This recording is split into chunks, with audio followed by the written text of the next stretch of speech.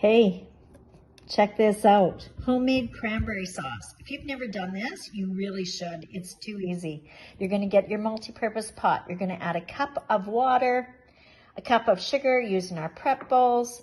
You're going to add the juice of half an orange. Use a citrus press. Squeeze the juice into here. You're going to add some spices like apple pie spice, half a teaspoon of that. Half a teaspoon of cinnamon. You're going to cook up that sugar water until it starts thickening, and then you're going to pour in a bag of washed, drained cranberries.